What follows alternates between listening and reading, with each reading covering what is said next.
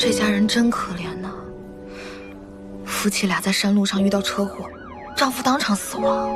哎，妻子倒是活了下来，就是孩子早产了。宝宝乖，乖。哎，那孩子体弱，感觉很难活下去。妈妈把这个送给你，这是我们家传的长命锁，有了它的庇护，你将能安全地活到24岁。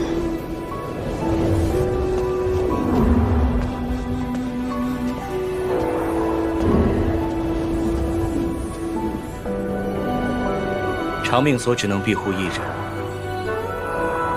你确定要传给他，放弃自己吗？我本就时日无多，他是我的孩子，我希望他能平安长大。如你所愿。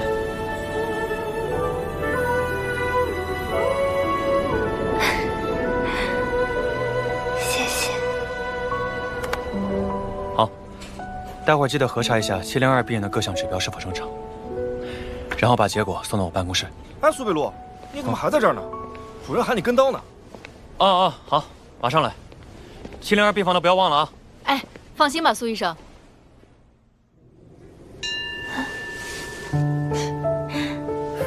这世间，总有许多物品被人们寄托着各种情感，或为见证，或为祝福，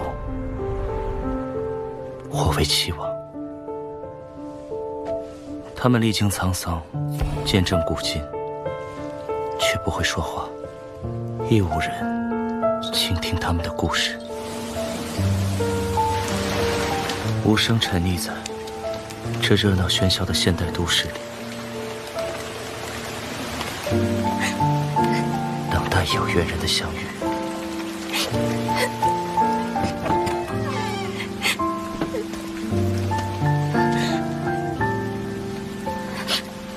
我丢了一件很重要的东西。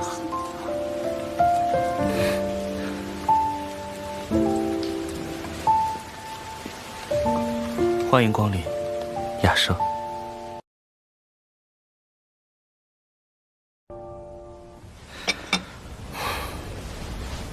喝些热茶吧。谢谢。这是一家古董店。天啊，我怎么跑到这里来了？你刚刚说丢了重要的东西。是的，我喜欢上了一个人，但我没有勇气告白。哎，苏婉洛，你什么时候告白呀？直到有一天。你没带伞吗？我的借你吧。那你呢？哎呀，我灵魂又没事儿。啊，明天见。明天见。原本想还他雨伞的时候就告白，结果我不仅把雨伞弄丢了，今天还看到他。哎，你没带伞吗？借人了，美女救个急。好啊，一起走吧。如此，有个东西很适合你。我只是个刚上大一的学生，您这里的东西我可买不起。雅舍的东西不讲价格，只讲缘分。如果有缘，送给你也无妨。雅舍，这里每件古董都承载了许多许多的故事。他们不会说话，也没有人能听到他们的心事。他们停留在这里，所以叫雅舍。啊，很合适的名字。这是香妃链，是一位皇帝为宠妃香姬打造的。他所使用的花丝镶嵌工艺，曾被誉为燕京8绝之一。金丝编织成底，掐填造纹，填攒出形，堆垒为一体，最后镶以了7颗颜色迥异的宝石，每一颗都有美好的寓意，分别代表了永恒、忠贞、希望、幸福、爱情友谊和光明。啊，好漂亮！收到礼物的香姬一定很开心吧？香姬并没有被贵重的礼物打动，因为她曾是一位异族王的王后，被迫嫁给了皇帝，每日以泪洗面。国破家亡，情愿一死。传说戴上这条手链的人，可以找回自己丢失的东西，而每找到一件东西，其中一颗宝石便会消失。她只想找回自己的牵挂。伴随着蛋白石和青金石的消失，她找回了丈夫的尸骨和故乡。香姬是因故被刺死，终于魂归故里。难怪这上面有2颗宝石的地方空了。他能找到我的伞吗？器物有灵，它会看破人的内心，给你带回真正重要的东西。好，我愿意试试。这么贵重的手链，真的要送给我吗？不过有一点，请客人记住：通过手链实现的愿望，不能后悔，否则，你找回的东西就会再次失去。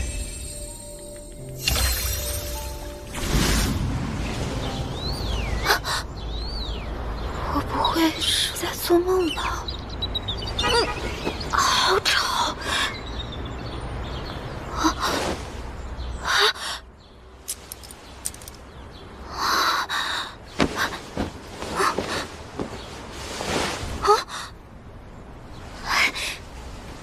宝石消失了，手链，是你帮我把伞找回来了吗？爸爸，你有看到同学借我的那把伞吗？没有啊，家里的你拿一把还他吧。为什么那把伞没有回来？宝石明明消失了呀！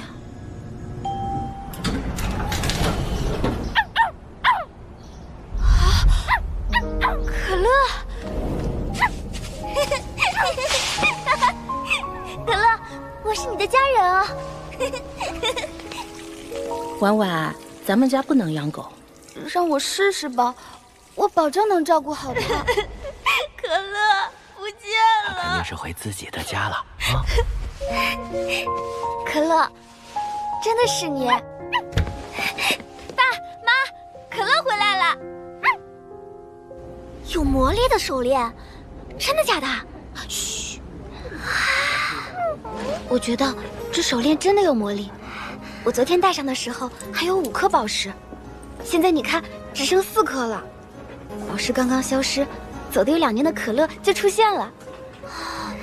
这是你许的愿望？其实，总之，我觉得这手链确实能帮我找回重要的东西。婉洛，你的宝石只剩3颗了。喂，是苏婉洛同学吧？这边是育才高中事务认领中心。有几个同学在杂物间找到一个书包，里面写着你的名字。这是我几年前弄丢的书包，还以为再也找不到了。耶！啊，我撞歪了，重新来啊！来，我们要做永远的好朋友哟！没想到这个录像机还在。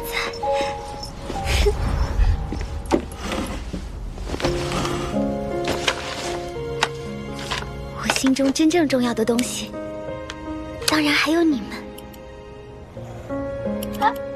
这就开始了吗？开始了，开始啦！婉洛，没想到你还有录像机呢。我家刚买的。快来，快来！等等我，等等我！耶！耶！没想到，手链居然还能帮我找回这个。当年弄丢了，我还伤心了好久呢。今天我们毕业啦！啊，婉洛也太隆重了，怎么还带蛋糕啊？不过今天的确是一个很特殊的日子。是啊，我好感动，没想到大家会记得我的生日，给我这么大一个惊喜。生日快乐，婉婉！祝你生日快乐！婉洛，许个愿吧。大家今后去到不同城市的学校，可能就很难再见了。我一定会想你们的。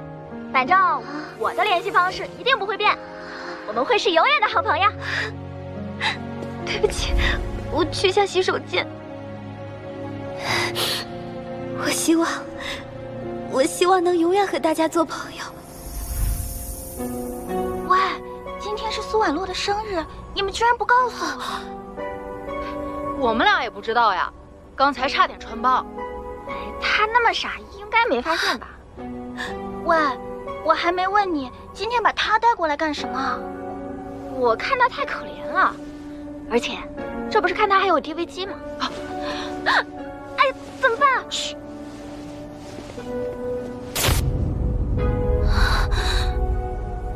不会的，我们是最好的朋友，不会的。婉婉，常联系啊。对不起，您拨打的电话是空号，请稍后再拨。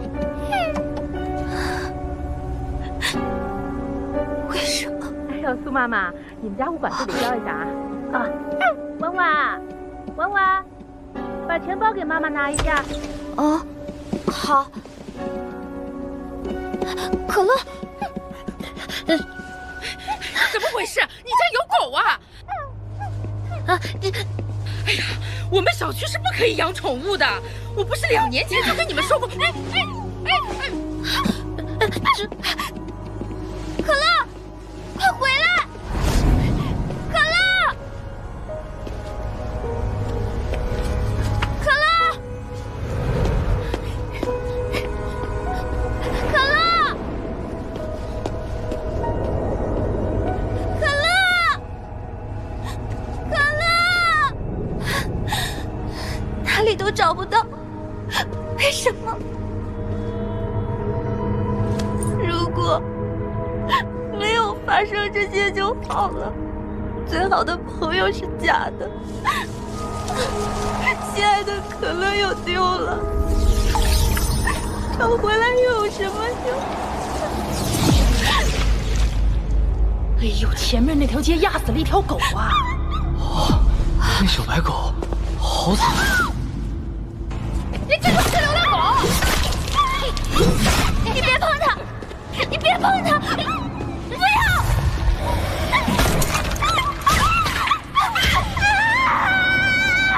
可乐不见了。它肯定是回自己的家了。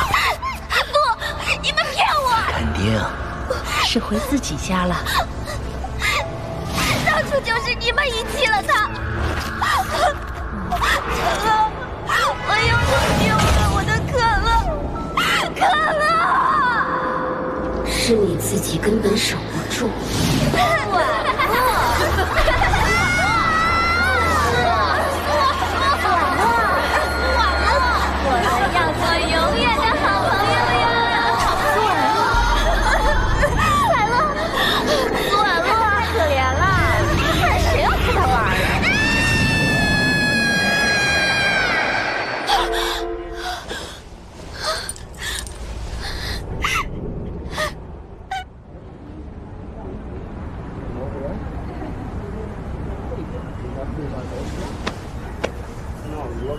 抱歉，你的那把被我搞丢了，这是新买的。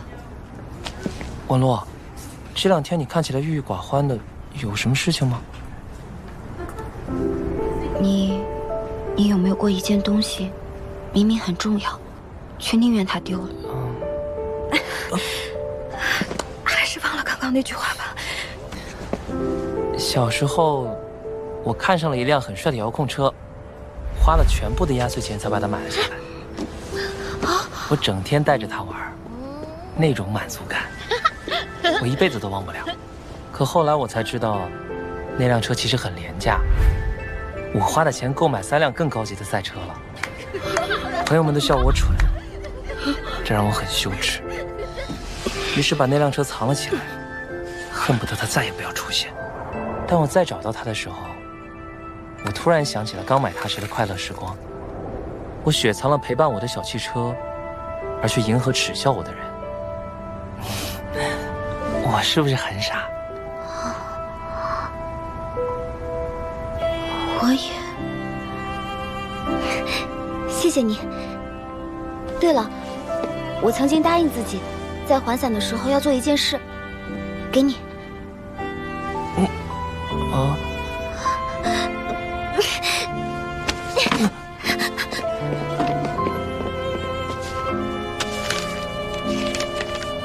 也许不让你知道会更好，但是还是想告诉你，我喜欢你。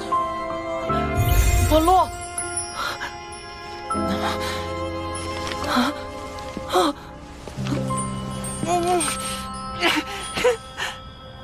其实我也在努力靠近你啊。老板，我来还你这条手链。你想要的东西找回来了吗？没有。哦，那为何退还此链？我只是突然明白了，重要的东西还是需要自己去寻找。就算还有可能会失去，如果努力后还失去，那我想他们其实从未真正属于过我，我也不必追悔，不必惋惜。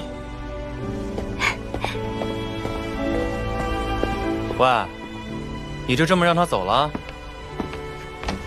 真的不要告诉他真相吗？他自己也说了，不追悔，不惋惜。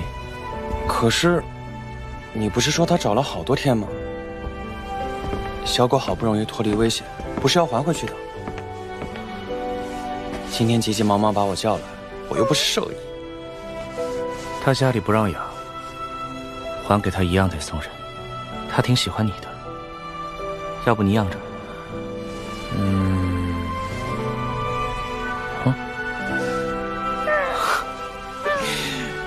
好啊，给你取个新名字，叫阿帕奇，好不好？只可惜，你想修得圆满，让宝石全部消失干净，恐怕下次要150年之后了。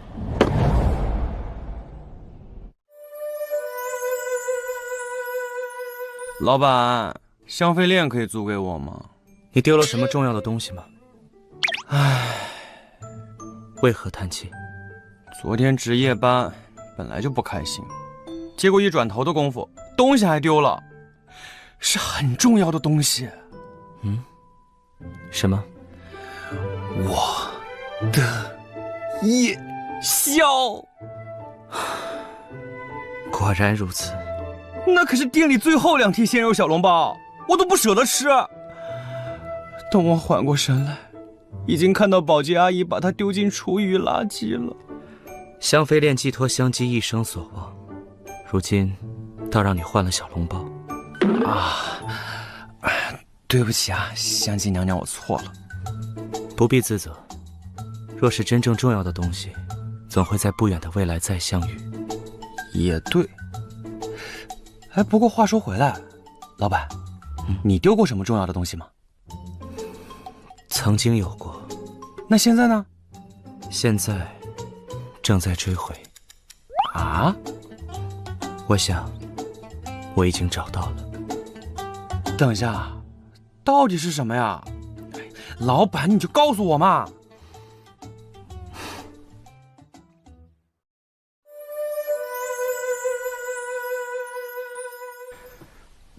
老板，你不好奇我为什么给他取名阿帕契吗？说说。阿帕契可是能够让人不再悲伤的魔力宝石，拥有阿帕契的人会永远幸福快乐。那还真是有缘。香妃链中有一颗黑曜石，名字就叫阿帕契之泪。相传悲伤的少女为战火痛哭，眼泪洒落在地上，变成了颗颗黑曜石。是啊，如果有人拥有了这些黑曜石，便永远不再哭泣。因为阿帕契的少女已经为佩戴者流尽了眼泪。就是这样。不对，等等，什么嘛？原来老板什么都知道了。你若知晓这串香妃链1000年前的故事，也自会明白每颗宝石所蕴含的情感。知道啦，自会明白每颗宝石背后的情感。为何学我？没什么，就是习惯。老板明明看上去年轻帅气，却总是说出一些我要40岁才可能说出来的话。以你的性情，再过多少个40年，也无法说出吧？什么意思啊？你说我幼稚？你儿时便如此，开朗。说的好像小时候你就认识我一样。不算认识，但也算是见过小时候了。名将靖康，文韬武略，年17而任校尉，弱冠之年升任大将军。跳！他一生打赢胜仗无数，有战神之称，但他不好名利，拒绝高官厚禄，誓死戍边，在史书上留下浓墨重彩的一笔。剧本大纲通过。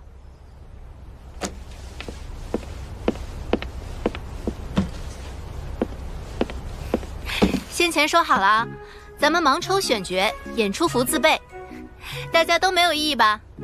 没有。哇塞，还有自己缝纫衣服啊！那完了，我手工好烂。哎，我演先锋哎。哦，我演副将。我抽到了敌军。哎，主角呢？谁抽到了大将军啊？那个，好像是我。我怎么没抽到？我也抽到副将，大将军。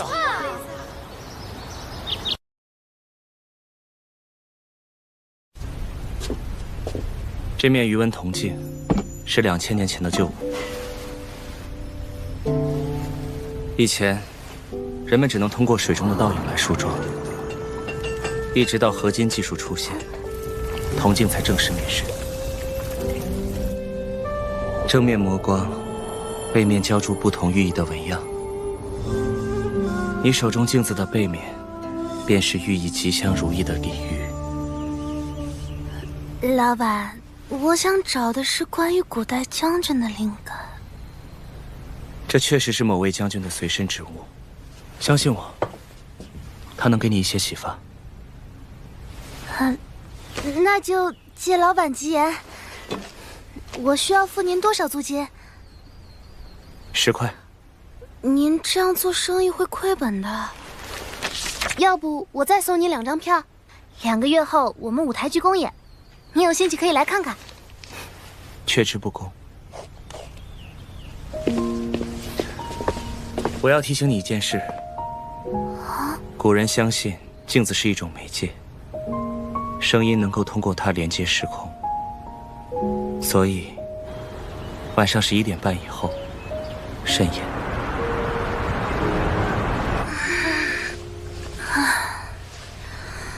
靖康，一面铜镜能启发我什么呢？这位将军为什么要随身带镜子？也许是他心上人送他的礼物吧。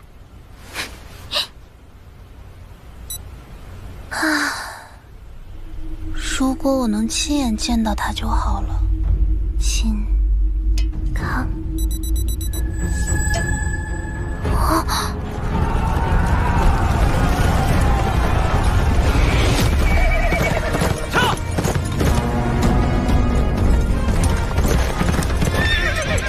众将士听令，俺的后方空虚，无以为继，随我杀入敌营。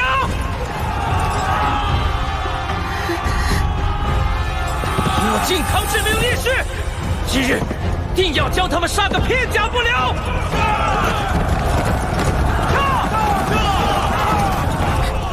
靖康，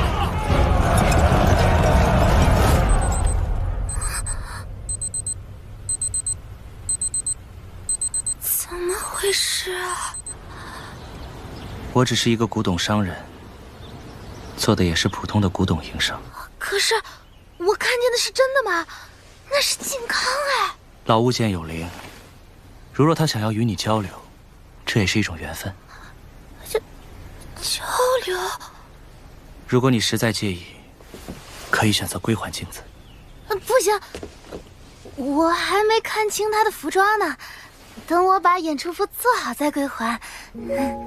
那有一件事你要记住，你的所见所闻都是已有定局的往事，试图改写，只会是徒劳。兵贵胜，不贵久。故知兵之将，生民之司命，国家安危之主也。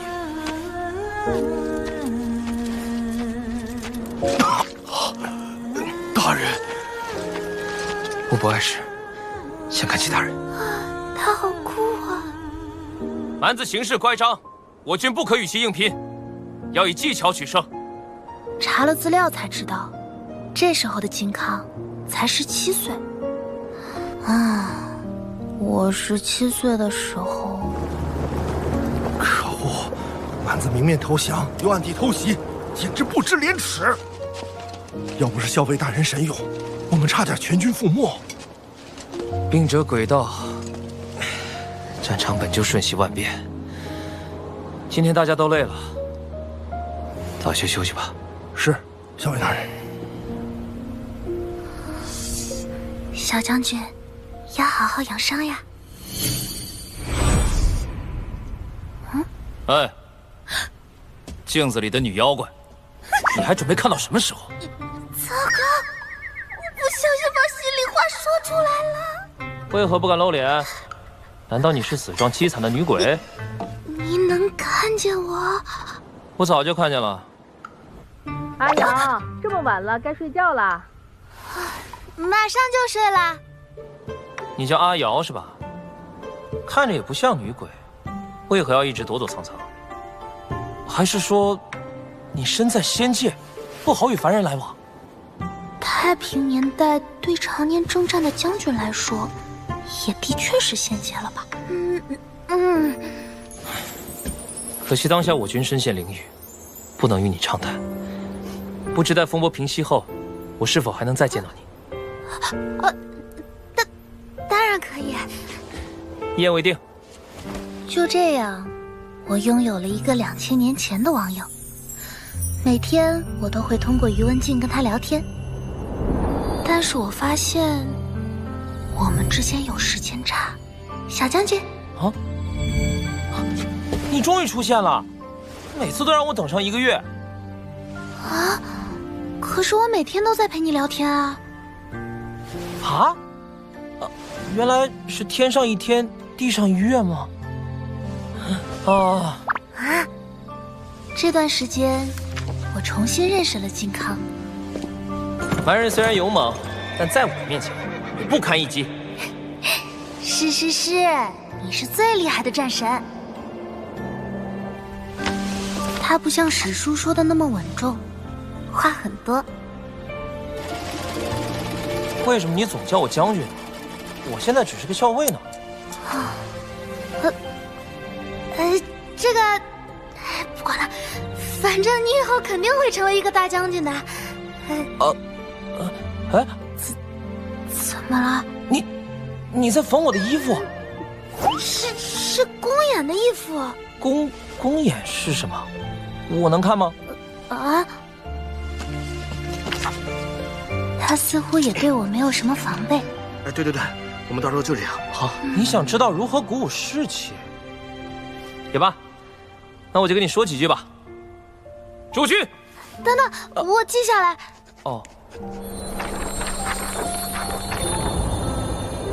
前些日子陛下传旨夸了我一通，许诺我再立几个战功，便封我为护国大将军。太棒了！我早说你一定会当上大将军。谢谢阿瑶仙女吉言了。虽然相处已经1个多月了，但被她叫仙女，还会感觉难为情。待我拿到大将军服，先穿给你看。我把公演录下来给你看。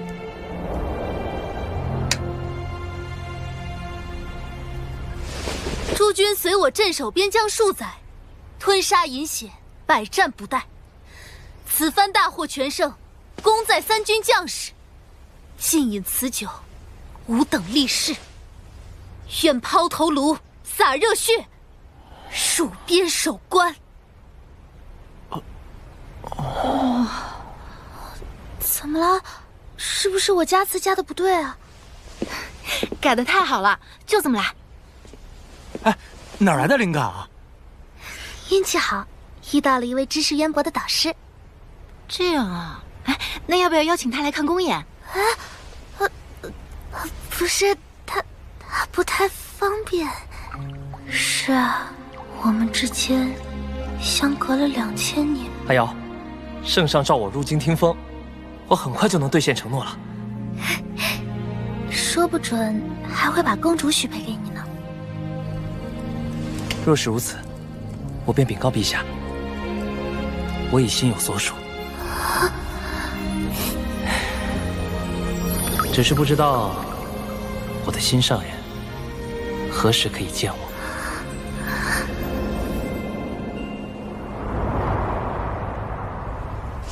距离公演还有5天，我还挺紧张的。哎呀，不要担心，我们这次剧本多好啊！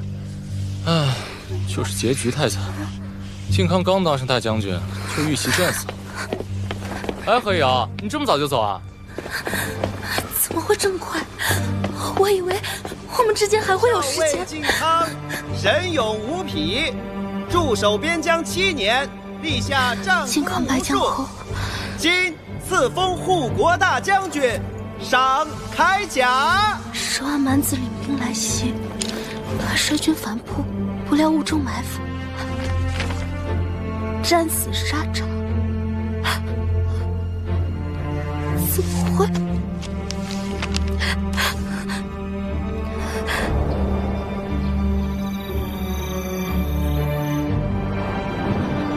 哪里都查不到这个埋伏的经过。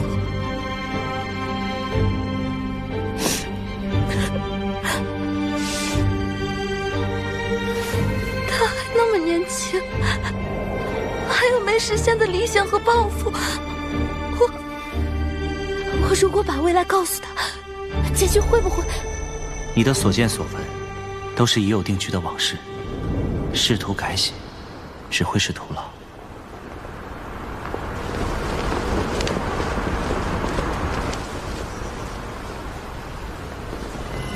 阿瑶，阿瑶，你在吗？快出来，有好消息告诉你。怎么样，看到了吗？这就是你一直心心念念的大将军服，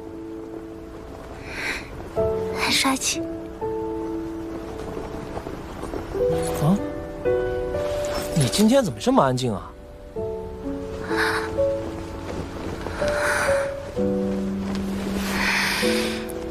你不是一直很好奇我的身份吗？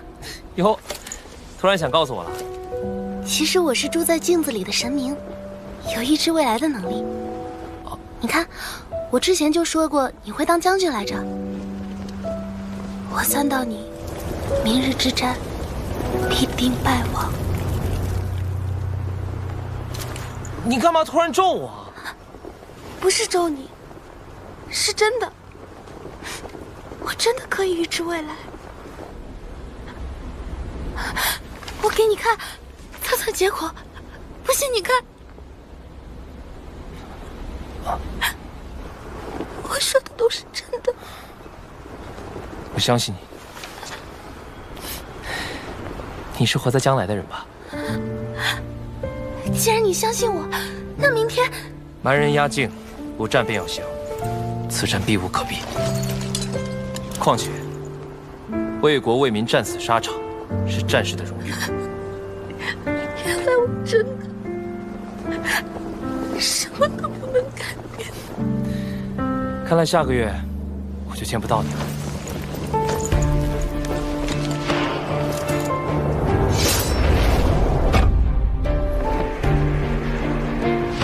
男子再三犯我边境，是可忍，孰不可忍？三军将士听令，随我杀入敌营！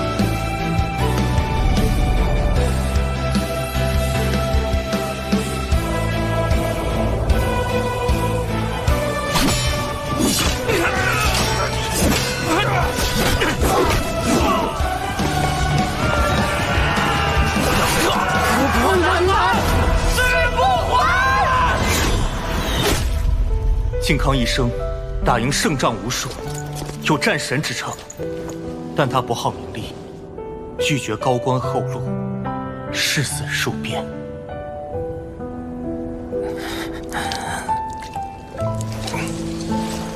哎呦！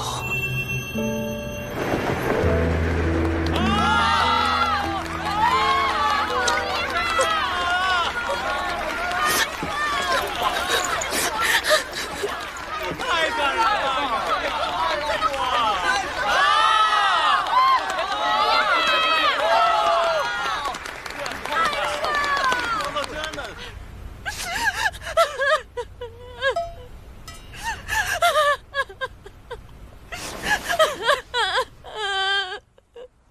唉，太可惜了，那一战要是能避开就好。老板，请等一等。余文静他裂开了，对不起，不管多少钱我会赔的。不用，你付的租金正好是它的价钱。谢谢你，完成了这面铜镜的愿望。对了，这块绸布和铜镜是一起的，一并拿去吧。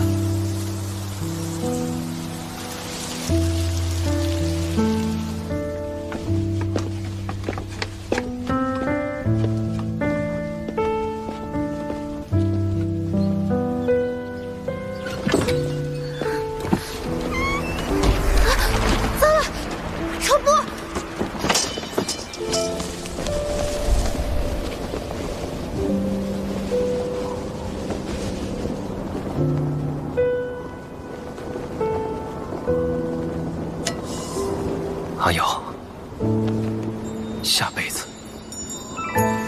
一定要相见。汝之心愿，吾已知晓。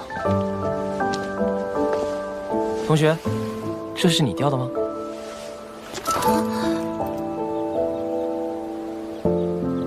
哦，啊，你是饰演靖康的那位？你看了我们的？当然看了。你们的公演，天知道我等了多久。你回戏剧社团吗？我来帮你办吧。谢谢。你终于出现了！你在缝我的衣服？是公演的衣服。公演是什么？我能看吗？带我拿到大将军府，先传给你看。我把公演录下来给你看。只是不知道我的心上人何时可以见我。同学，不走吗？来了。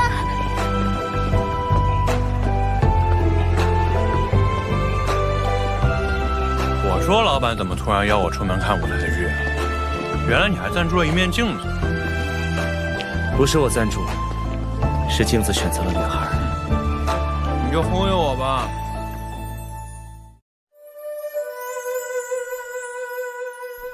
老板，这紫檀茶壶多少钱啊？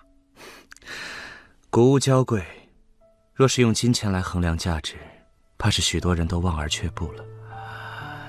老板，这就是你把余文静租给社团才只收10块钱的原因吗？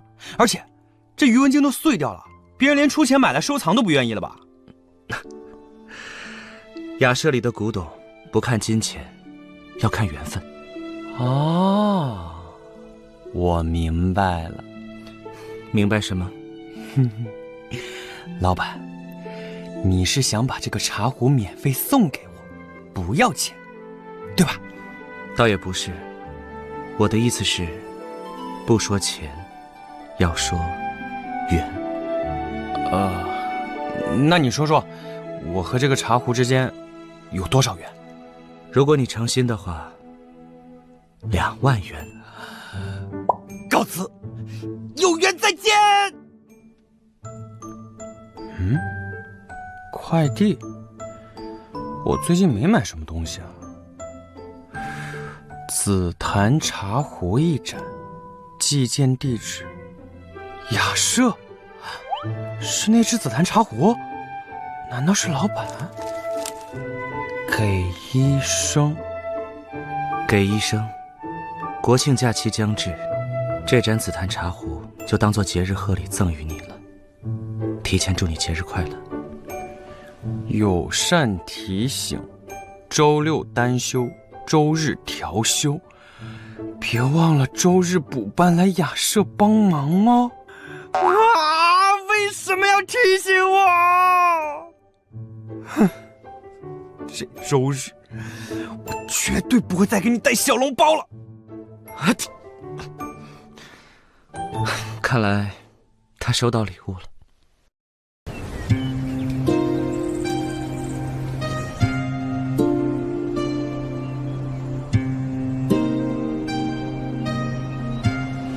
阿巴西，老板去哪儿了？去这么久，外卖都放凉了。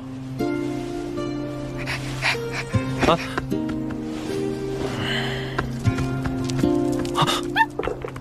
哎，这阿巴西，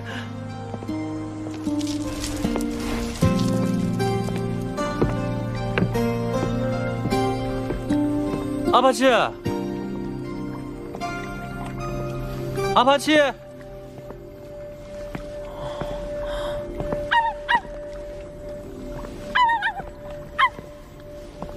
雅舍这么大的吗？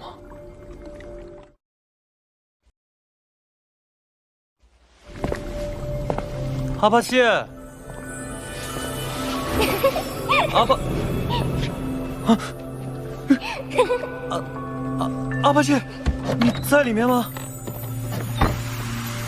好香，这是香烛。你怎么在这儿？啊，老板，老板，我真的不是故意闯进去的，我给你带好吃的来着，然后阿巴奇他突然就……我并没有生你的气，只是谷物娇贵。你冒冒失失闯进竹室，多少有些影响。抱歉啊，不过那根蜡烛也是古董。嗯，最早蜡烛可是帝王才能享用的珍稀贡品，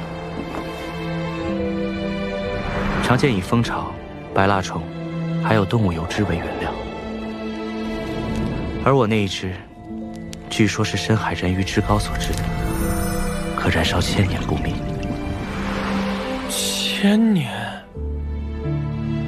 如果它有生命，一定很煎熬吧？或许吧。想听个故事吗？人鱼竹和一个守竹僧的故事。那是在战乱年代。怎么办？这是最后一根蜡烛了。等这支燃尽了，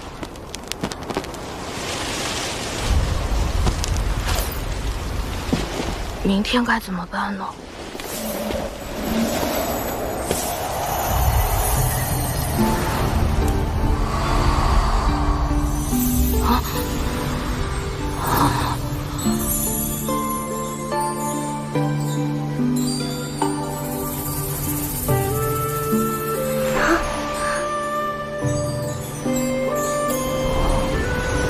人生究竟有多长？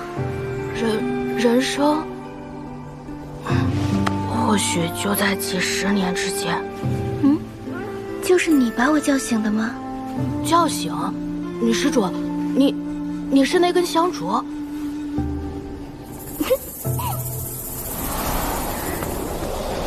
不错，你可以叫我竹。我叫阿元。小和尚，你不怕我吗？这里是乾蓝殿，妖魔鬼怪进不来的。那勇敢的小和尚，能帮我吹灭这支蜡烛吗？啊，我是守竹僧，怎能熄灭佛前的灯火呢？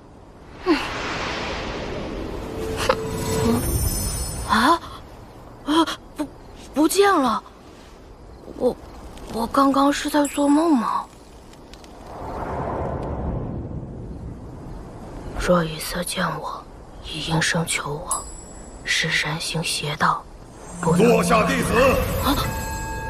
我念你一心虔诚，特在此现身，免你终日守烛之苦，命你熄灭此烛。这一定是菩萨给我的考验，就算是您的命令，我也不会吹灭的。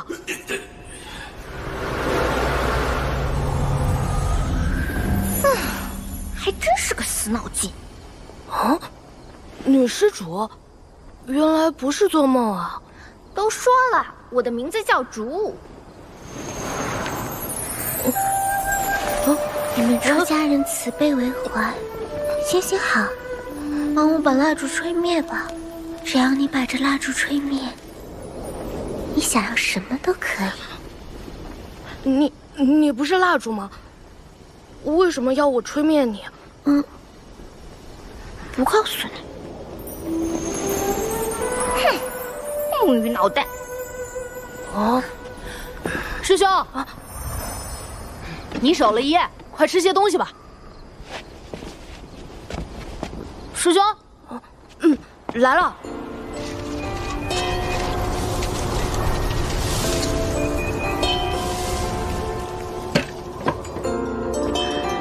这么多天了，蜡烛居然一点也没有变短。我是人鱼烛，可以长燃万年不灭，只有点燃我的人，才能熄灭我。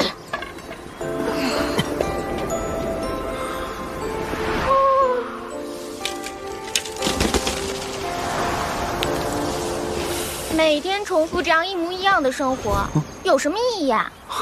能活着，总归是有意义的。而且，有烛的日子也并不会无聊啊。哼，那你也想长生吗？你知道1000年前那位征服天下的霸王黄正吗？他欲壑难填，妄图以无数人命换取长生，但最终盛年暴毙，子嗣手足相残，一夕亡国。而无辜的人鱼们被炼制成万年烛，伴随他可笑的长生梦，深埋灵气。我这一只，不知为何会流落到此。漫漫1000年，每一天对我来说都是煎熬。所以你才……我只想求一个解脱，帮帮我。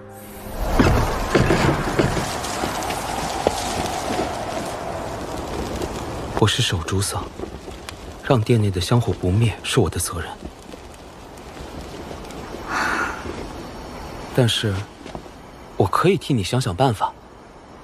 我去求求住持，再买些蜡烛。然后呢？小和尚买到新蜡烛了吗？战火连绵，人都要饿死了，哪里还顾得上蜡烛？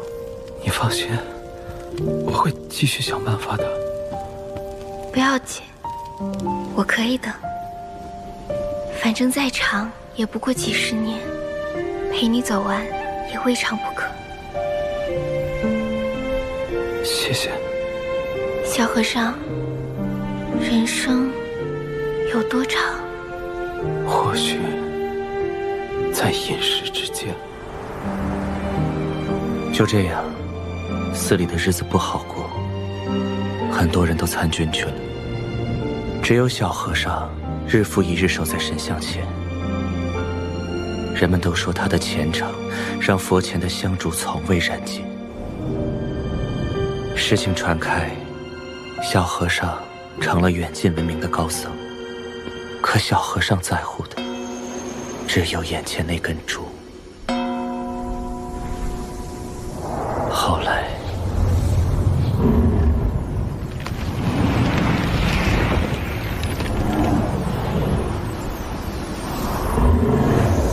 这根香烛不属于这里，让它随我走吧。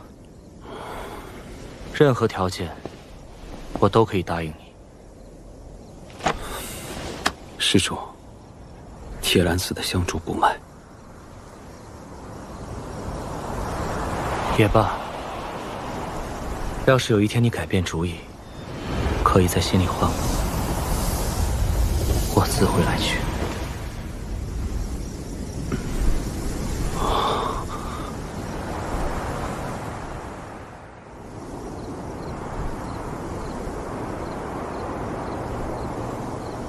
我又不会熄灭，干嘛几天不睡的守着我呀？你会走吗？就算我走了，你不是还有别的蜡烛吗？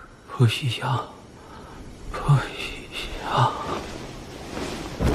小和尚，小和尚，小和尚！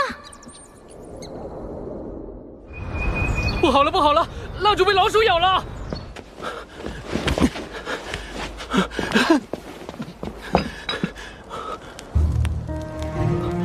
主，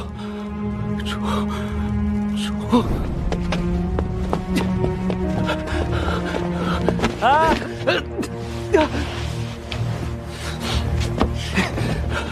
师兄，这也是要训的。主，等我。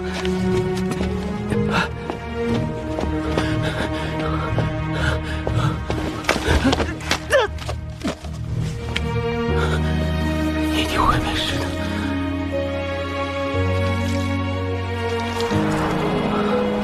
主，你还在的，对吗？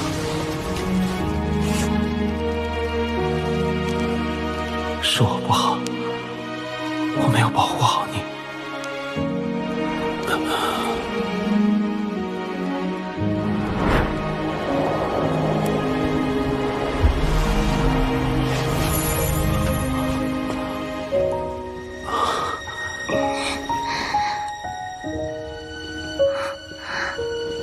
小和尚。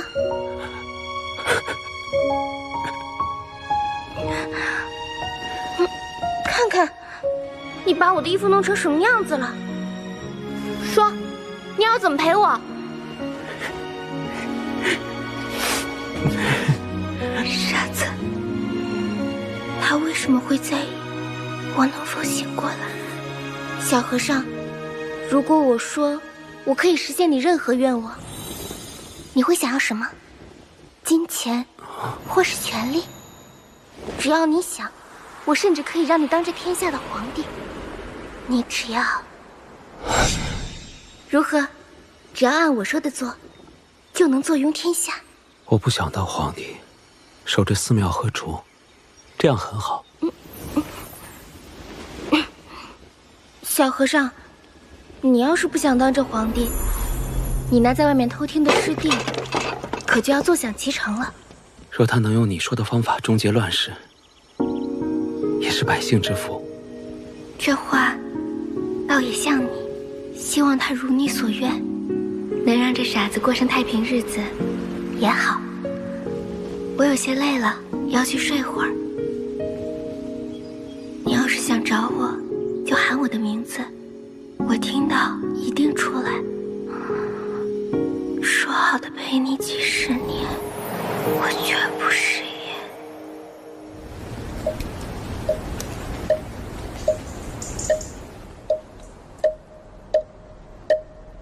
师兄，10年不见，别来无恙啊！朕记得，就是这根蜡烛。师兄，快想办法让他出来，朕要见他。我不知道你在说什么。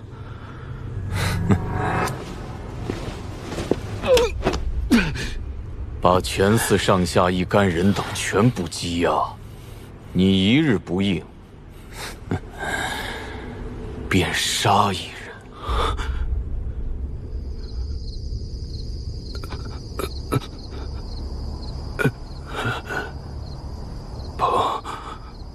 不要出来！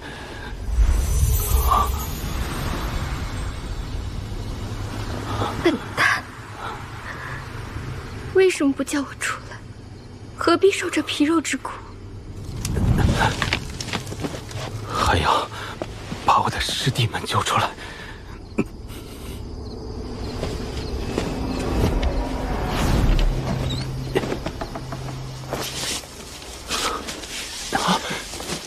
嘘，铁南寺已经保不住了，师弟们各自逃命吧。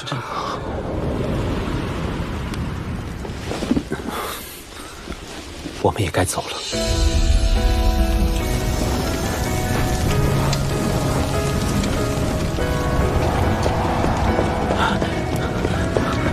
走水了，走水了！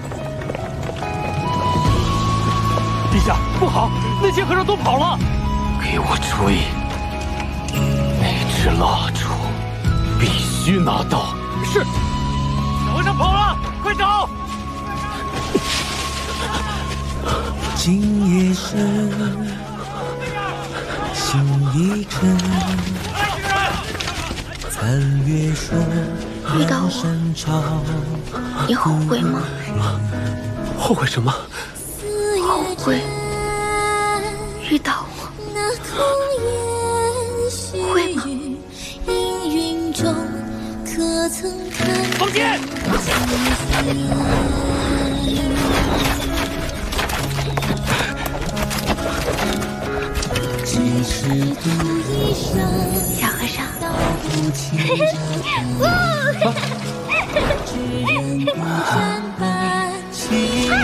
小和尚，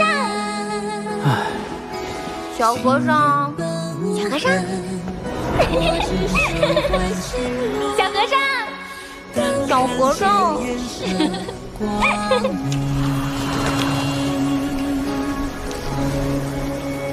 是路漫漫，不悔，不悔！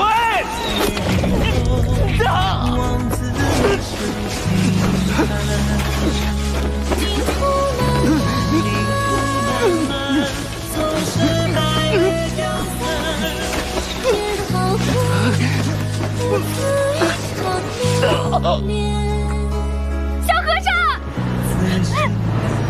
此心难全，回头无岸，火攻在那里，快追！是是。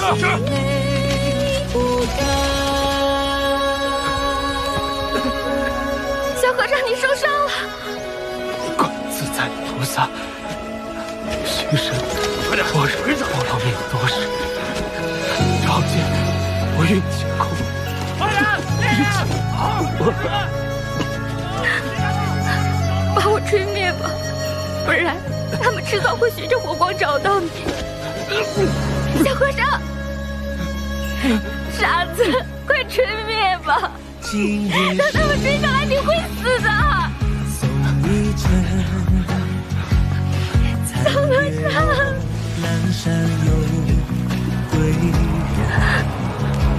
终于要结束了吗？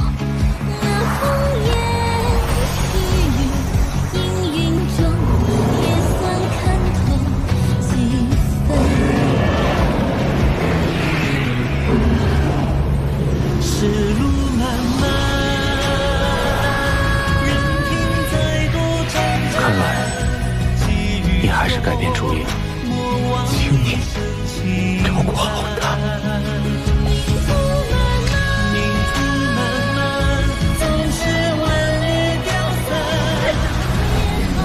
小和尚，你凭什么替我做主？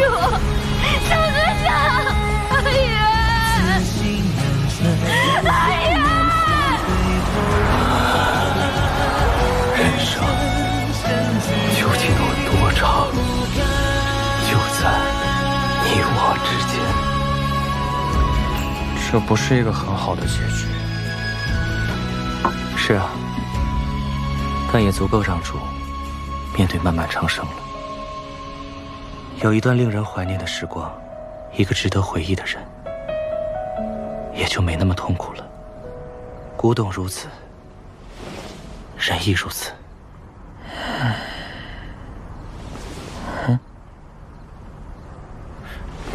你看我做什么？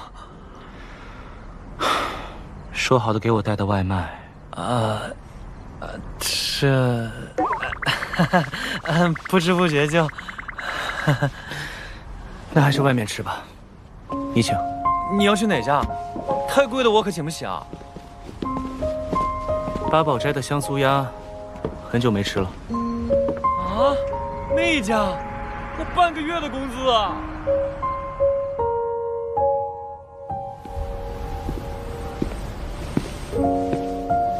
你要找的人终于出现了，对吗？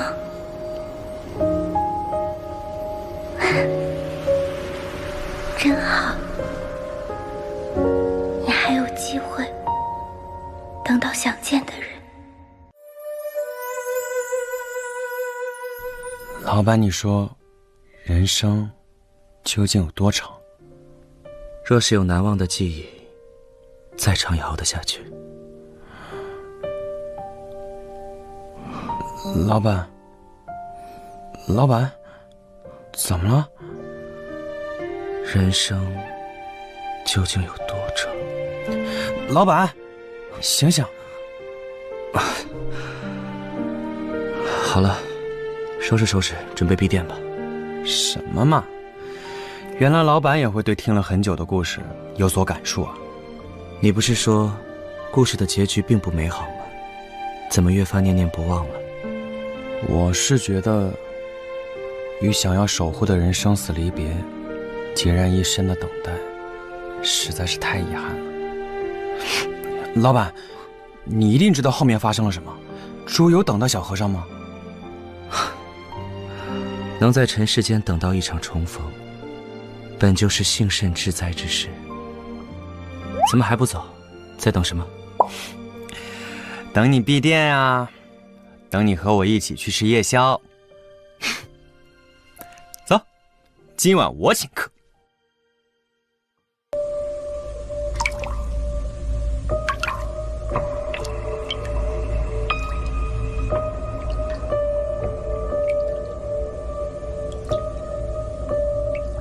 心脏搭桥都很熟了吧？小陆，你必须住手。转体内循环。不好！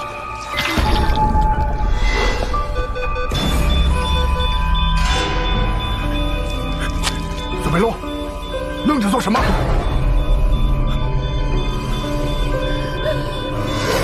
医生，我难受，是你害死了我！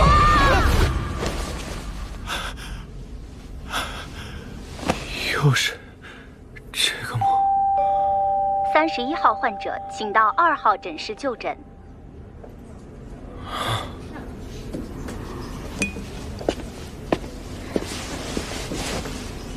医生，医生，我不舒服。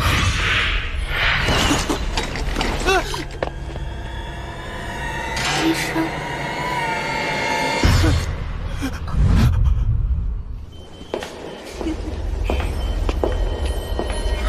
你没事吧？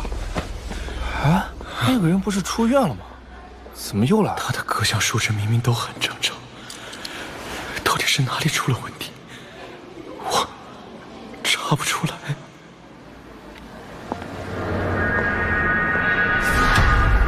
医生，我还会再来的。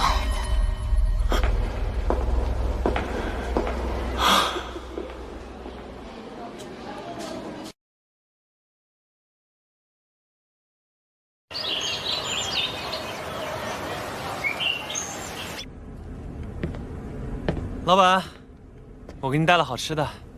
来了。你这是怎么了？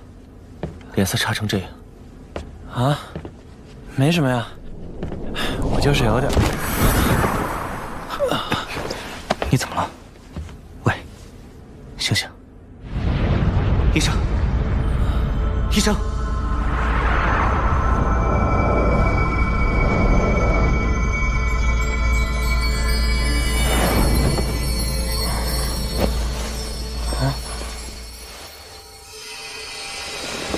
这是哪里？软软的。好舒服啊！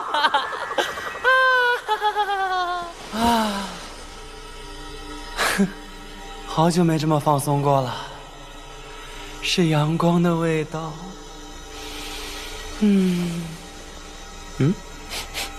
怎么有一股茶叶的香气？而且怎么好像变硬了？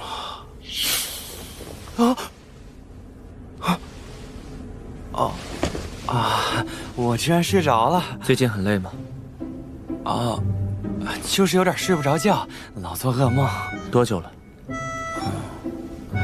？2个周。手拿过来。我给你看看。啊？你还会看诊？脉象紊乱，缓而食之，只有定数。啥？你是阴寒入体，气血双亏，可能受了惊，让邪气乘虚而入了。那要怎么办？好好休息就行。唉，就是因为睡不好我才……不过刚才睡得蛮香的，只不过硬邦邦的，头硌着有点疼。夺得千峰翠色来，如冰似玉。这是月瑶所制秘色瓷枕，它还有个名字，叫黄粱。黄粱？是黄粱一梦那个黄粱吗？没错。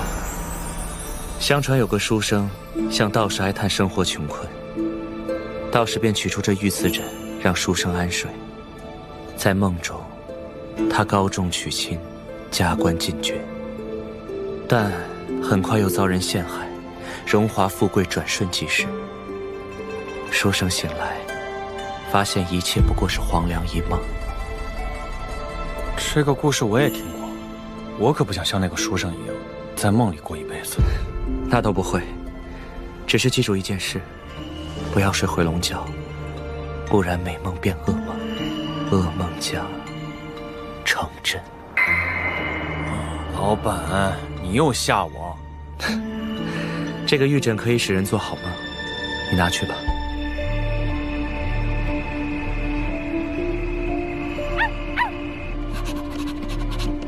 阿巴西，这几天你是不是也很担心我呀？今天我借来了这个，晚上能睡个好觉了。哎呀，乱七八糟的，这段时间过得真是云里雾里的。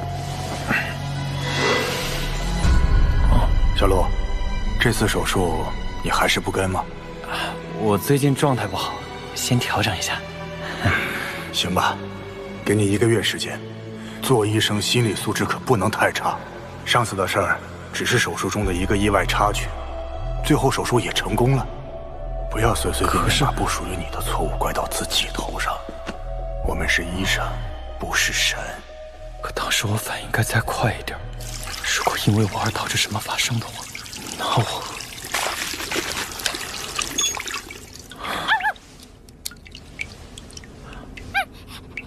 阿巴西，阿巴西，我现在越来越怀疑自己了。你说我会成为一个好医生吗？你是说我会是吧？阿巴西，你刚刚说话了？啊，我真该休息了，都产生幻觉了。你没有听错吧？哎，不要紧张。年轻的医生哟，不要迷茫，光明的未来在等着你，快去创造奇迹！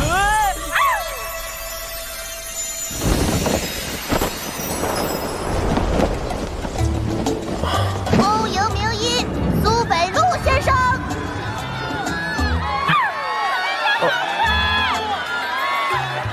苏老师，我有病，请治疗我！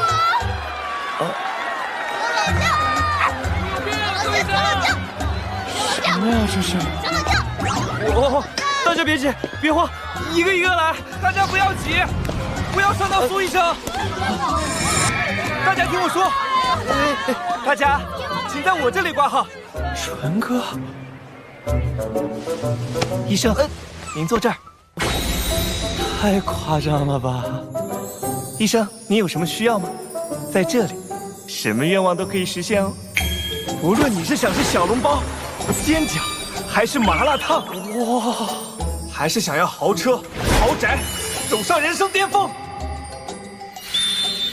想要什么，都可以哦。你能不能给我正常一点儿？正常，当然可以。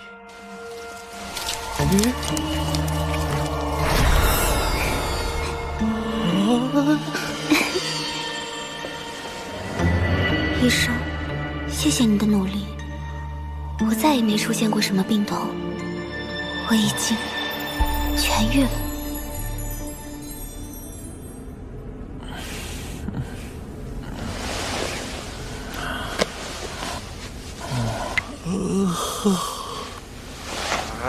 川哥，别穿粉色，不适合你。哎呀，大半夜的你有病啊！喂，喂，喂！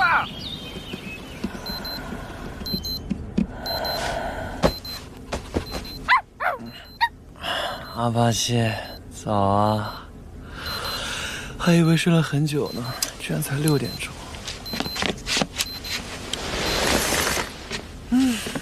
一身轻松的感觉真好，哎，可以安心吃个早饭，上班喽。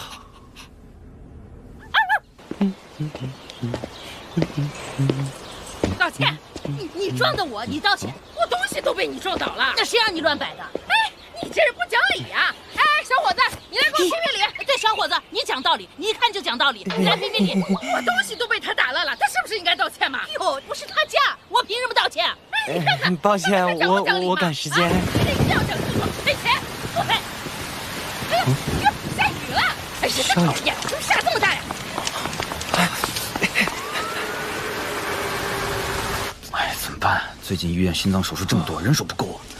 那能不能联系一些其他医院的医生呢？不行，都没有空。小陆，你过来一下，情况紧急，你能跟到吗？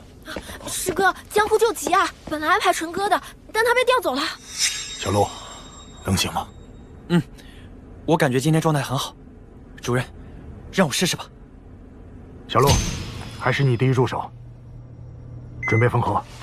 是。目前都很顺利。转内循环。太好了，我终于排毒。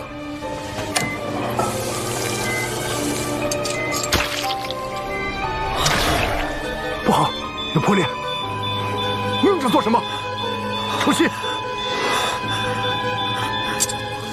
主任，储存量超过400 cc。苏北路，你又在发什么了？苏医生，你又搞砸了。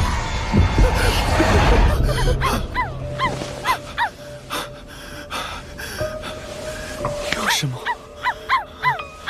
什么？糟糕，要迟到了！你撞的我，你道歉，我东西都被你撞倒了。那谁让你乱摆的？哎，你这人不讲理呀！哎，小伙子，你来给我评评理。对，小伙子，你讲道理，你一看就讲道理，你来评评理。我东西都被他打烂了，他是不是应该道歉嘛？抱歉，我赶时间。我凭什么道歉？哎，你看看，不好意思啊。啊！我感觉在哪儿见过。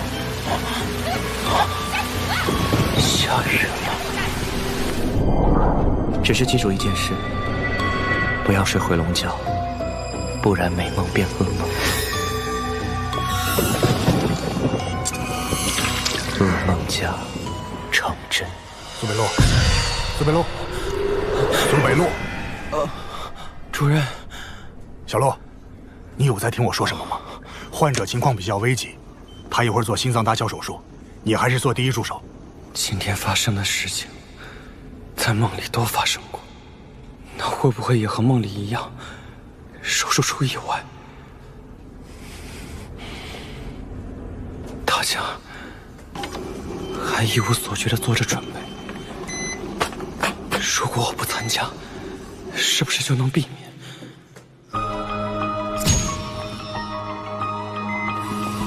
准备缝合，稳定了吗？有效果，很好，随时注意数据。是。知道可能会有意外的只有我。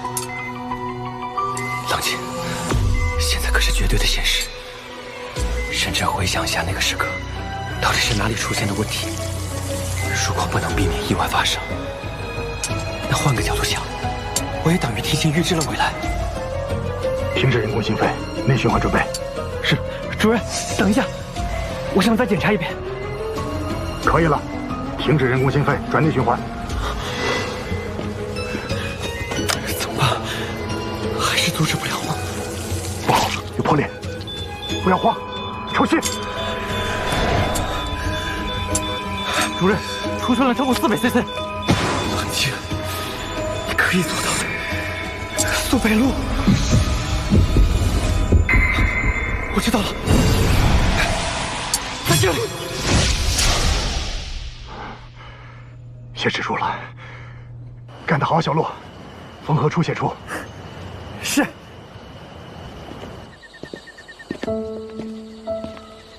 手术比计划延长2小时，出来天都黑了，还好手术成功了。这瓷枕还给你吧。怎么，还是睡不着吗？不，它很有效果。它制造的美梦非常真实。不过噩梦也太凶险了，我可不想再来第2次。在平坦的大路上，人虽然可以顺利地走过去，但只有在泥泞的大路上，才能留下人的脚印。噩梦虽然会成真，却未必不可改变。是啊，如果不是这次被逼入绝境，我说不定还会被自己想象的恐惧困扰着。我之前有个女患者，她多次来复诊，但一直查不出问题。下次再遇到她，一定帮她做一个更系统的排查。我相信，一定能解决的。你这样想，说明你解开心结了。老板，这次真的谢谢你，不然我还不知道要苦恼多久。而且，总觉得不管遇到什么事，有老板相助，就都能解决。你都不知道之前那位患者让我有多大压力。苏医生，我不是故意要吓您的，我每天找您，是因为我。哦，是你？你怎么也来了？什么嘛，原来是这样。我说医生这么优秀，怎么会没有女朋友？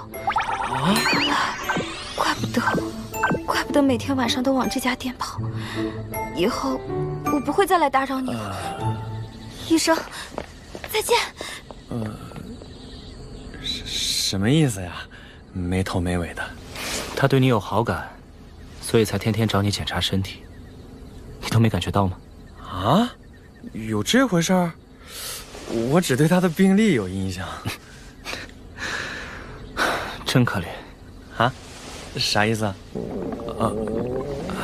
忘了吃饭了都。吃宵夜吗？我请。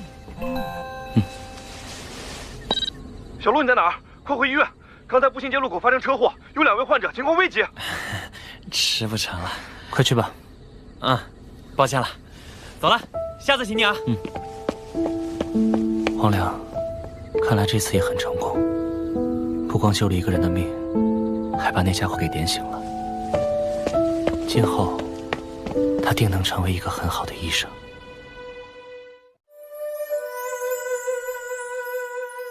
重阳糕、菊花酒、石榴、螃蟹。啊，对，还有小笼包。重阳还有吃小笼包的习俗。哎，这你就不知道了吧？重阳节是因日与月接逢九，故又称为重九。九九归真，一元兆始。自古以来，九九重阳都是很吉祥的日子。我是指，小笼包也是重阳必吃的。这个嘛，老板，你不觉得过节日就是要把想吃的食物、想念的人都聚在一起吗？所以你是趁重阳想吃小笼包了？不对，小笼包什么时候都可以吃，但要看跟谁吃。过节日也是一样的，一个人可以过，但2个人过的感觉是不一样的。哦，为什么平日里2个人和节日里2个人不一样？这是仪式感。你没有做过有仪式感的事情吗？仪式感？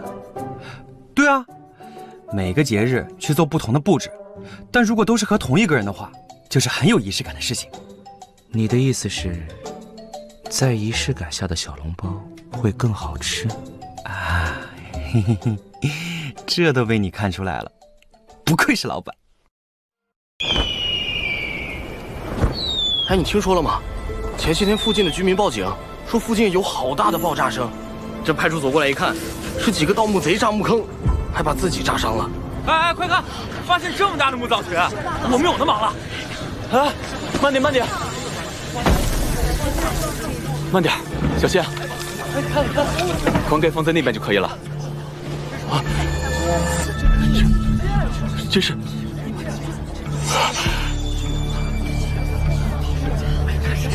有发现，有重大发现！ 2000年前，工匠发明魔铸法，制造青铜剑，以泥制模，雕塑各种图案铭文，阴干后再经烧制成母模，然后再以母模制泥饭，同样阴干烧制成陶饭，融化合金，将合金浇注入陶饭饭腔里成器，脱饭后经清理、打磨加工后，即为青铜成品。这把剑的铜锡配比，让剑的硬度和韧性结合得恰到好处，代表了青铜剑铸造工艺的巅峰。这把剑看起来好锋利啊！要是拿着它上战场，一定很威风。想多了，哎，这是一柄君王守护剑，不会用来打仗。守护剑？嗯，这把剑一心护主，只有察觉到主人的性命受到威胁，才会狂性大发。老板真像是活在玄幻小说里的人啊！圈纵展示厅，走，我们去看看。怎样使破碎的圆形铜镜破镜重圆？产品很多嘛，关键要在圆上做文章。不过，以这个照片上的总感觉这里的古董有点眼熟，我是不是在哪里见过呀？老板，哎，人呢？老板没跟过来啊。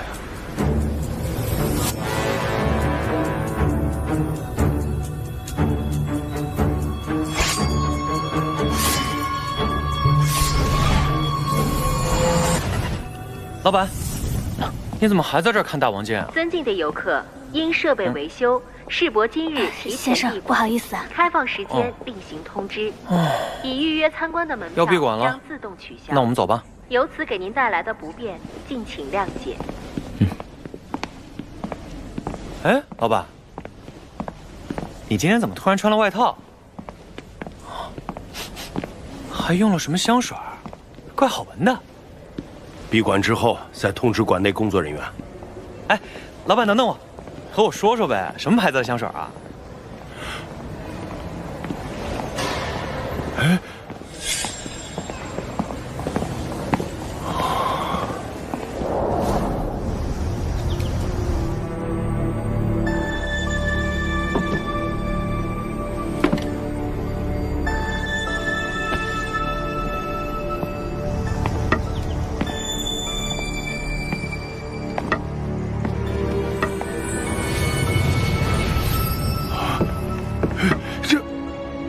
难道是？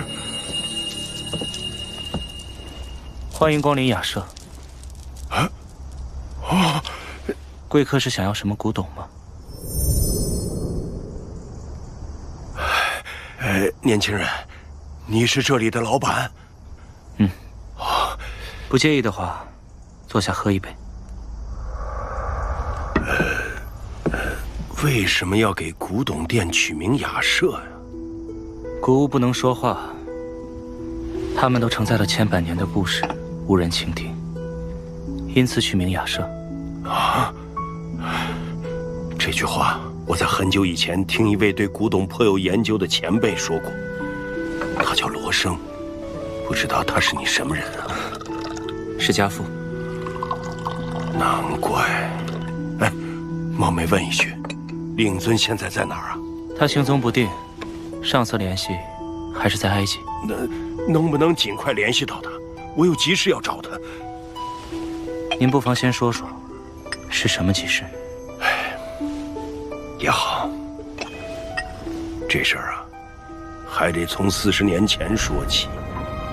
当时我们挖出了一把大王剑，这本来是一件天大的喜事，但随着这把剑的出现，却发生了一系列诡异事件。哎，先前有盗墓贼炸坑的时候伤到自己，是不是就是那个时候血流到棺木里染上的？如果不是令尊罗生，后果一定不堪设想。当时每到夜晚，工地附近总会出现奇怪的声响，有人差点跳河自尽，却声称发现文物。有人拿刀要弄伤自己，却说自己拿的是水瓶。不少人递上辞呈，却无法离开工地范围。当年我也遇到了不寻常的事。那天晚上，我在正常巡逻。谁在那？喂，别跑！当我发现异常追过去的时候，我看到，等我醒来的时候，发现是令尊救了我一命。罗生前辈，后来啊，现场也不再出现怪事。要不是我右腿由此落下残疾，我还以为那天晚上只是一场梦。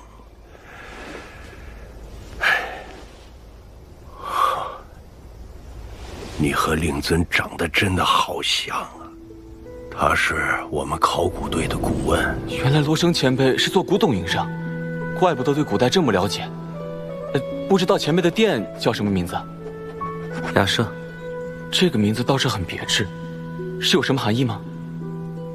古物不能说话，他们承载了千百年的故事，无人倾听，因此取名叫雅舍。罗生前辈，真是个爱惜古董之人。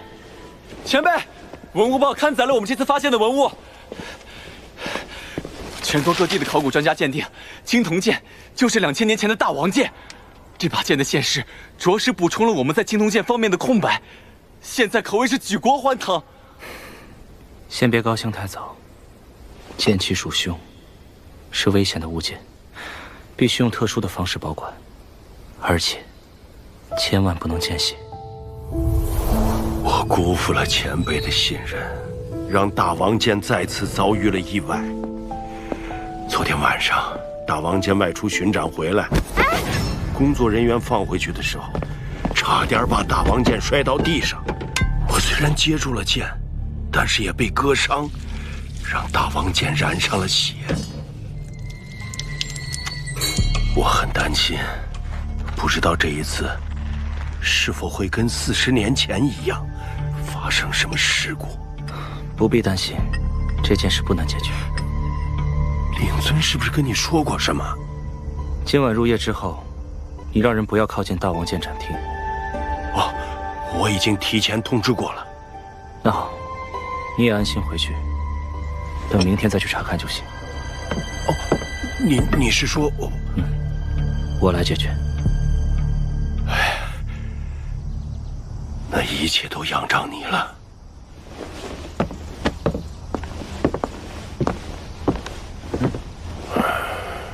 哎，那不是世博的馆长吗？他来找你收古董啊？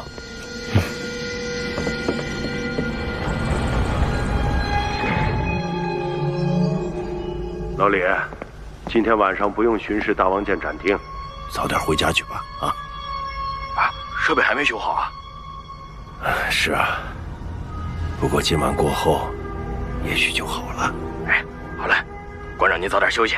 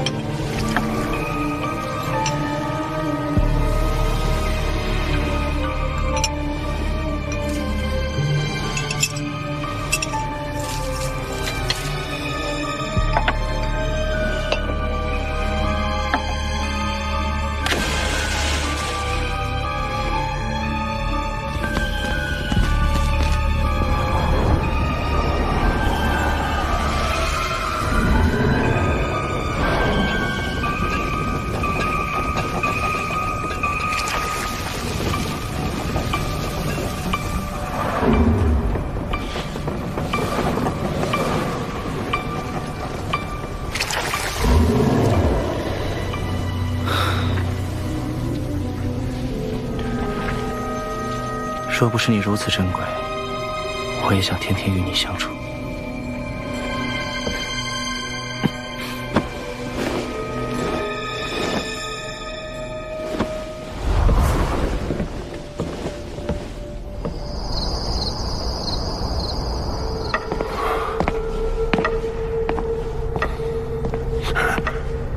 这是哪里传来的声音？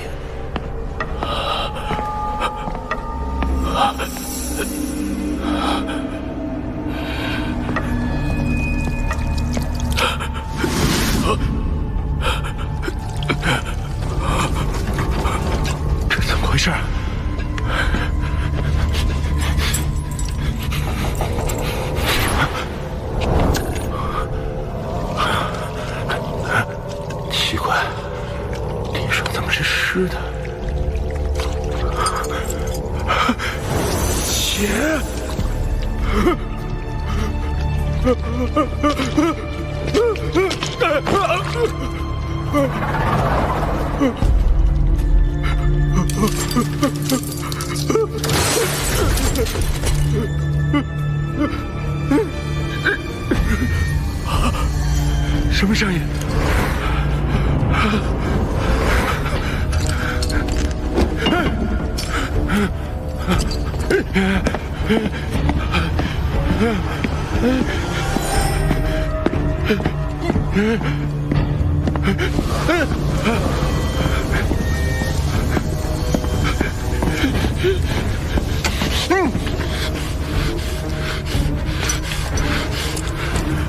我想起来了，我都想起来了。40年前，考古现场就是因为大王剑的现世而发生了一连串诡异事件。我也是因为大王剑的引导，差点就……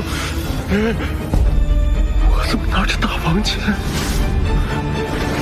原来当年大家是受了大王剑的引诱，才发生那些事的。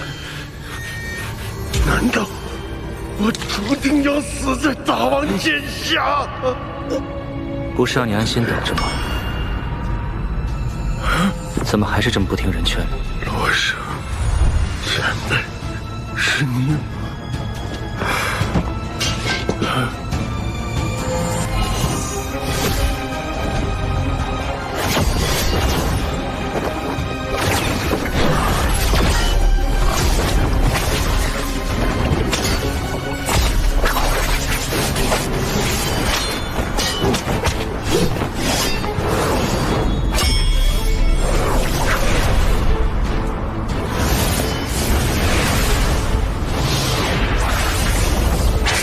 千年不见，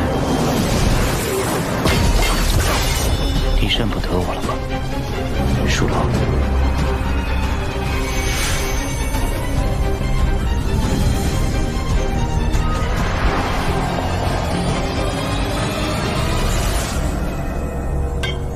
看来你已经认出我了。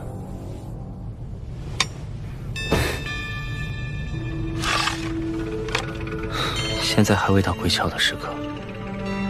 你先回到剑中，有朝一日，我必来找你。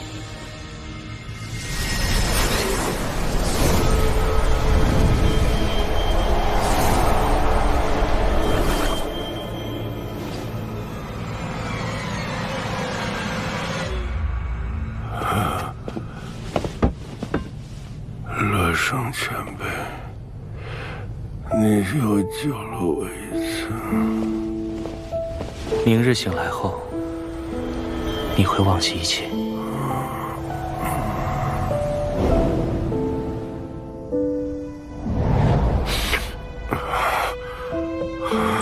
馆长，您醒了。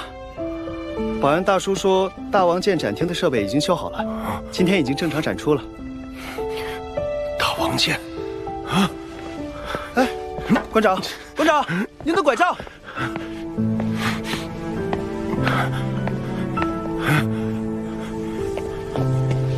馆长，你怎么了？昨天晚上啊？昨天晚上怎么了吗？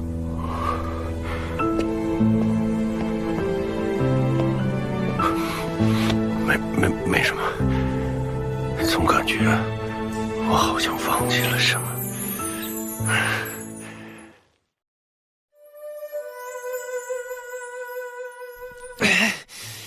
卖核桃的咪咪说这是纸皮核桃，很好剥的。你要吃核桃，就要先敲碎它的外壳，再耐心挑出里面的果仁。这2个步骤，哪有一次便可以成功的？可是你看，这颗就可以轻松剥开，但这颗怎么就不行？好了，我费了这么大劲都不开，你一个眼神就这么水灵灵的开了？那之前说的2个步骤，你倒是说说有哪一步你是符合的？我说的是针对手剥核桃，而我没用手，自然用不了2个步骤。听你这么一说，倒是有几分道理。那你这么厉害，不如这袋子核桃你都帮我开了吧？今天只能帮你开这几颗。啊？为什么？因为吃核桃的乐趣不在吃，在于你自己亲手剥出来的果仁自己吃才是最香的。这是什么道理？那你吃的核桃果仁岂不是都不香？不会。这又是为什么？因为我不吃。那你又为什么答应帮我开这几颗？你猜。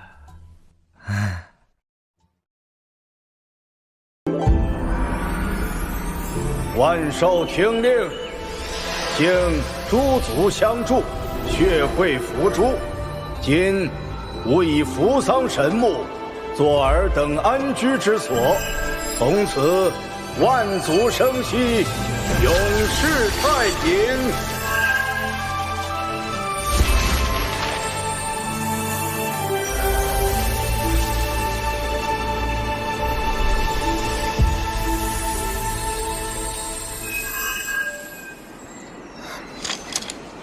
抱歉。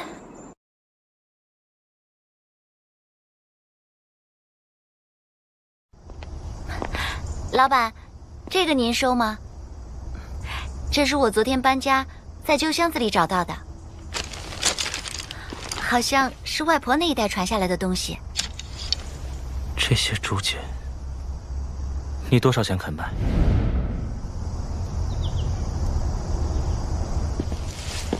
老板，我给你带了灌汤包。嗯，这些木片是什么呀？你小心点。这可不是木片，而是竹简。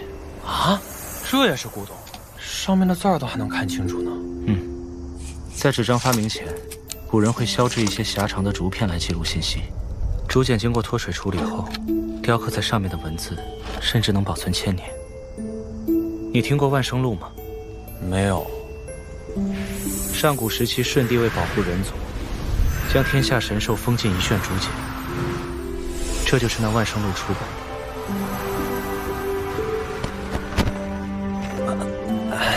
你不会又在唬我吧？我骗你做什么？哎，怎么回事？是。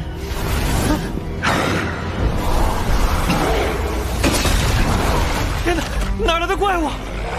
走。兽首人身，微壮如狗，实为环狗，恐怕他就是在半截竹简里跑出来的。那怎么办？跟我来。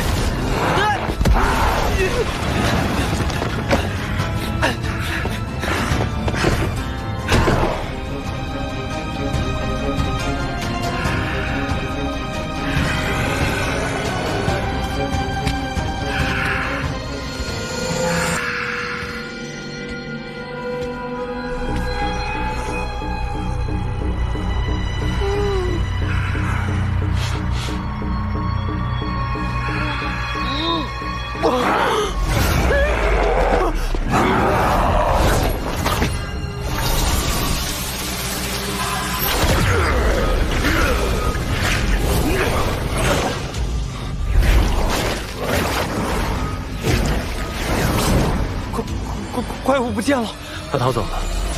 环狗被封印1000年，法力所剩无几。这房间里的祭坛有封印作用，正好对付他。只是没想到，他居然还有余力逃脱。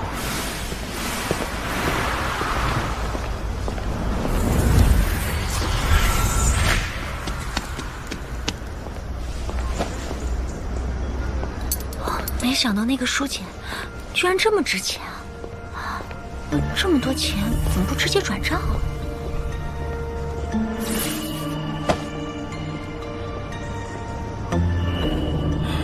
都怪我，不小心弄断了竹简。断就断了，是他的命。神兽摆脱封印，要尽快把他们找回来。看来有的忙了。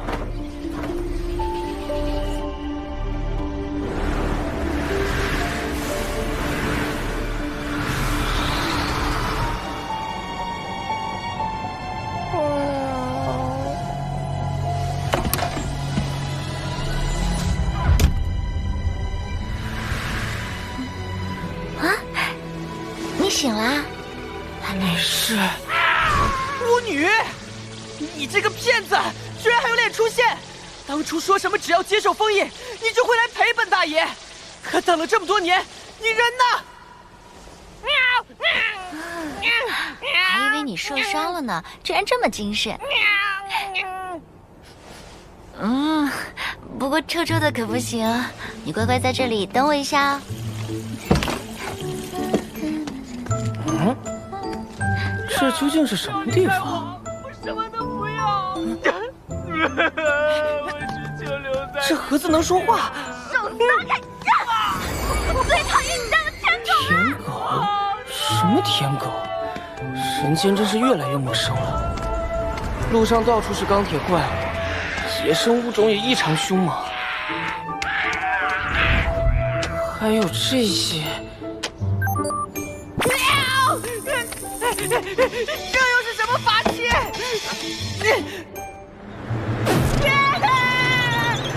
救命啊！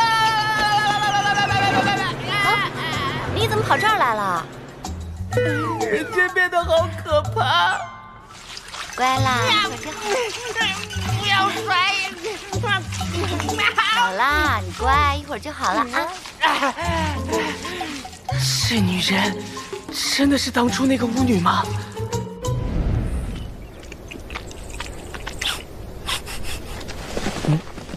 巫女大人回来了，快来帮忙啊！巫女大人来了，人怎么了？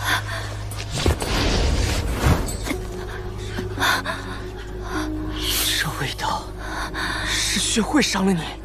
血会侵袭了北面的山头，野兽们无家可归，下山作乱。你一个人去清除血会，不要命了？青姐，我要联合各族，彻底消灭血会。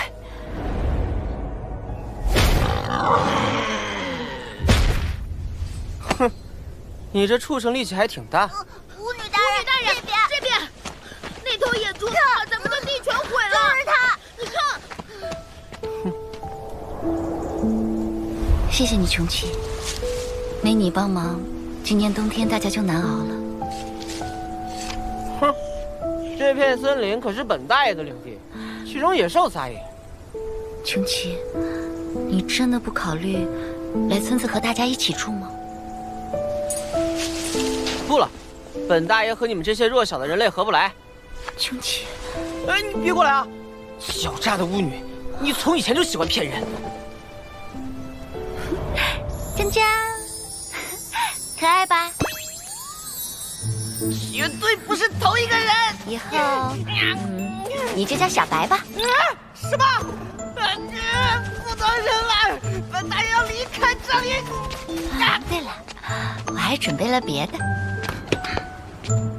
等本大爷恢复法力，再来找你算账。小白，快来，姐姐给你做了好吃的。来啊！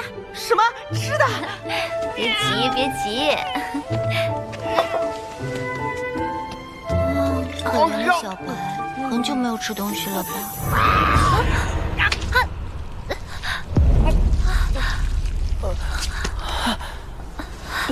本大爷不是故意的。真是的，不可以咬人啊！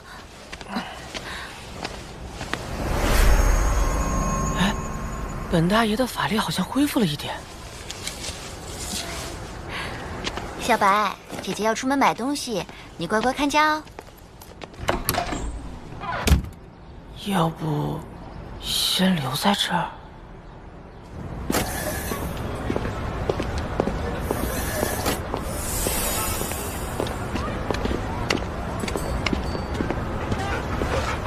啊！巫女，巫女，我好想你。乖狗狗，怎么弄得这么脏啊？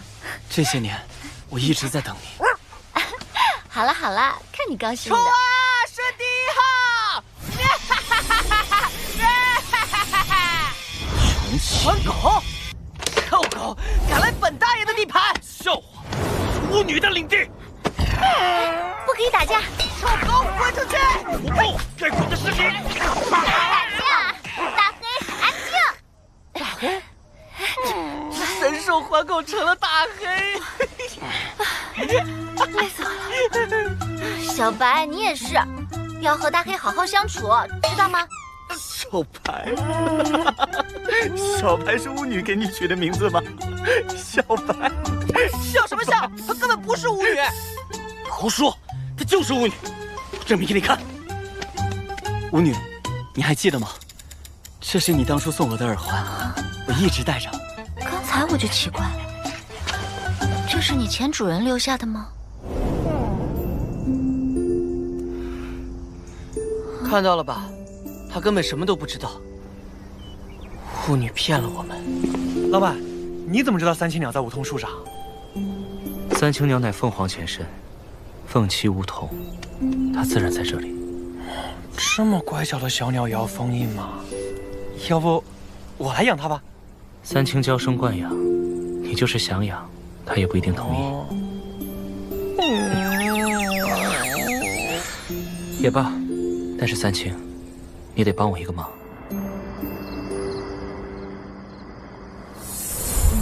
他的血果然有用。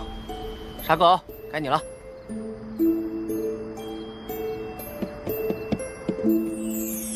你还在等什么？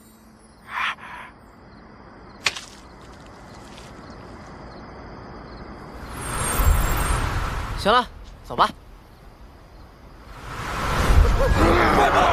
怪物又发狂了！救命啊！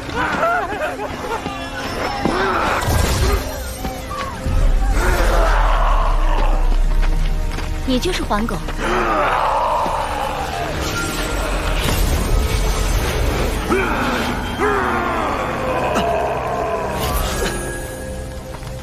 杀了这个怪物！对呀，杀了他！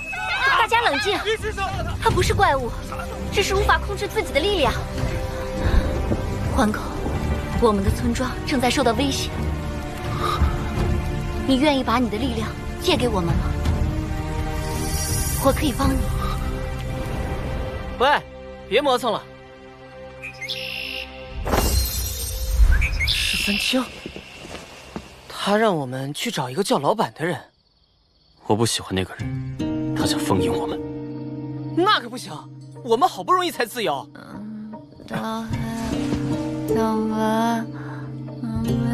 走吧，再晚就来不及了。我决定留下来陪他。什么？那你就留下来当你的忠犬吧，本大爷没兴趣当他的宠物。大黑，小白，太爽了，终于自由了！春琪，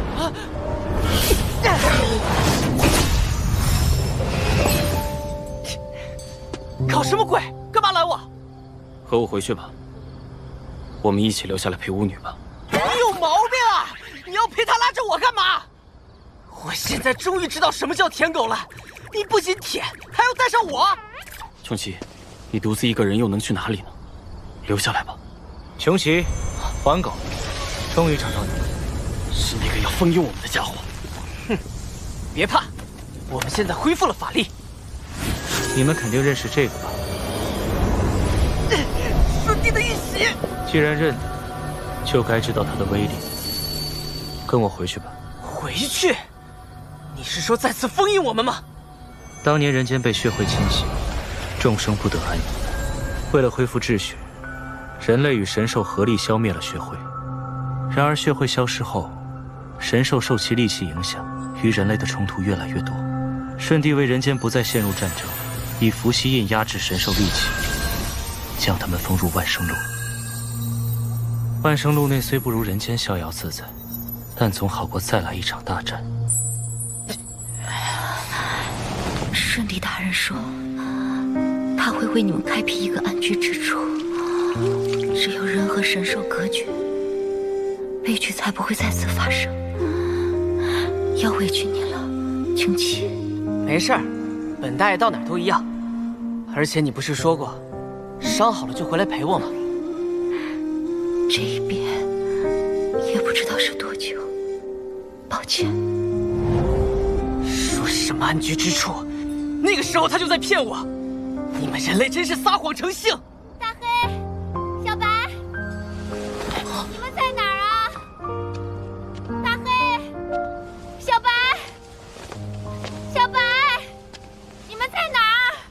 当然，你们想留在那位身边也无妨，只要愿意起誓永远保护他，不再危害人间。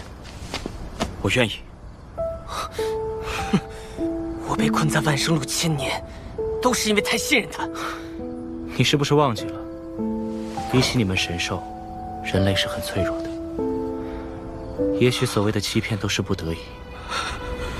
也许你所在意的那个人，已经把所有的时间都给了你。这一别，也不知道是多久。抱歉。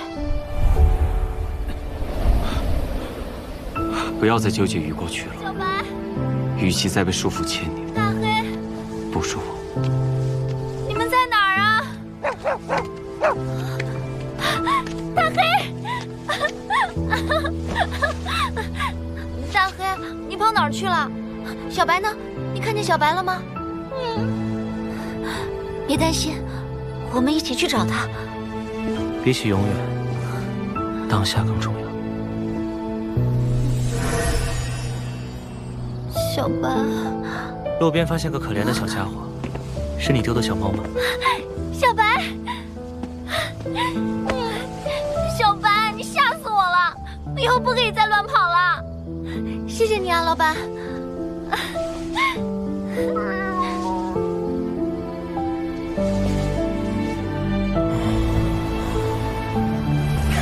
奇怪，我怎么又在雅舍里睡着了？之前发生了什么来着？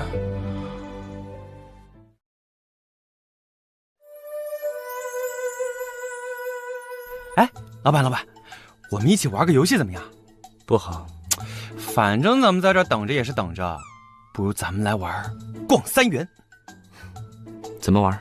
很简单的，游戏规则就是我俩同时说，今天我们逛3元，什么元？然后另一个人就要说出跟这个圆相关的东西才算符合。如果没有说出相应的东西，或者说的与圆无关，那叫乘法。说圆的时候要快节奏，慢了也是算输哦。还有乘法？没有乘法，游戏就没意思了。好，我先来。今天我们逛3元，什么元？古董园，于文静。黄粱。你慢了。这个园太少见了，再来。